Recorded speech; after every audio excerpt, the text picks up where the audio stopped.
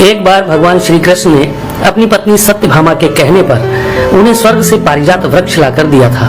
तब सत्यभामा को इस बात का अभिमान हो गया था कि वह सबसे अधिक सुंदर है और भगवान श्री कृष्ण की अति प्रिया भी है। इसी कारण उन्होंने उन्हें पारिजात वृक्ष लाकर दिया है। इसी प्रकार सुदर्शन चक्र ने जब एक बार इंद्र के वज्र को निष्क्रिय कर दिया था, तब से उसे भी यह अभिमान हो गया था कि भगवान के पास युद्ध में जब कोई उपाय नहीं बचता है तो वह उसकी ही मदद लेते हैं। इसी तरह भगवान का वाहन गरुड़ भी यही समझने लगा था कि भगवान मेरे बिना कहीं जा नहीं सकते, क्योंकि मेरी गति और मेरे बल का कोई मुकाबला ही नहीं कर सकता है। इन तीनों के इस अहंकार को तोड़ने के लिए एक दिन भगवान श्री कृष्ण ने हनुमान जी का स्मरण किया था।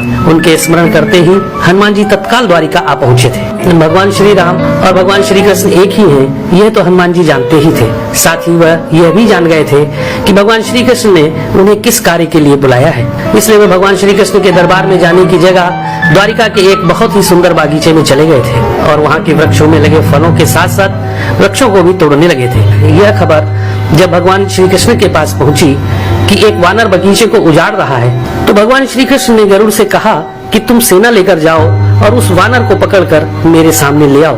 तब बल के अभिमान में भरे गरुड़ ने यह कहा था कि प्रभु, एक मामूली वानर को पकड़ने के लिए सेना की क्या जरूरत है, मैं अकेला ही उसे पकड़ लाता हूँ। ऐसा कहकर गरुड़ उड़ते हुए उस बागीचे में पहुंचे जहां हनुमान जी वृक्षों को उखाड़ रहे थे। तो गरुड़ ने उन्हें बिना जाने ही उनको पकड़ने का प्रयास किया था। तब हनुमान जी ने गरुड़ को अपनी पूंछ में दबाकर जोर से कस दिया, जिससे गरुड़ की सांस रुक गई थी। गरुड़ को इस प्रकार कुछ समय तक पीड़ित करने के बाद हनुमान जी ने अपनी पूंछ से ही गरुड़ को दूर समुद्र में फेंक दिया था। तब गरुड़ बड़ी मुश्किल से खुद को संभालकर भगवान श्री कृष्ण के दरबार में वापस आकर यह बोले थे कि प्रभु, वह कोई साधारण वानर नहीं है, इसलिए मैं उसे पकड़कर नहीं ला सका। यह सुनकर भगवान श्री कृष्ण ने कहा कि वह अवश्य ही श्री राम जी के भक्त हनुमान होंगे।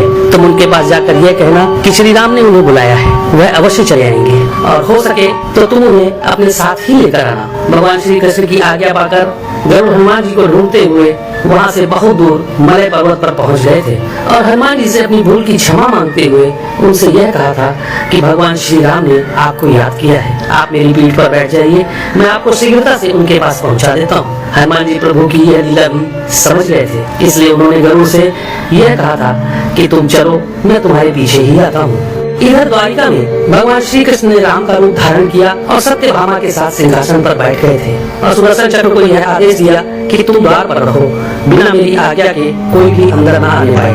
तभी हनुमान जी द्वार पर पहुंच गए थे तो सुदर्शन ने उन्हें रोकते हुए यह कहा था कि तुम बिना आज्ञा के अंदर नहीं जा सकते हो। तब हनुमान जी ने सुदर्शन चक्र को पकड़कर अपने दांतों में दबा लिया था और अंदर चले गए थे। हनुमान जी ने सिंहासन पर बैठे भगवान श्री राम को प्रणाम करके उनसे यह कहा था कि प्रभु, माँ कहाँ है? आपके पास उनके स्थान पर यह कौन दासी बैठी है? सत्यभामा ने जब यह बात सुनी तो बड़ी ही लज्जित हो गई थी और उनका सारा घमंड चूर हो गया था। तभी थके हुए गरुड़ देव भी हाँफते हुए दरबार में आ गए थे। गरुड़ ने वहाँ हनुमान जी को देखा तो वो चकित रह गए थे कि मेरी गति से ही तेज गति से हनुमान जी वहाँ पहुँच गए।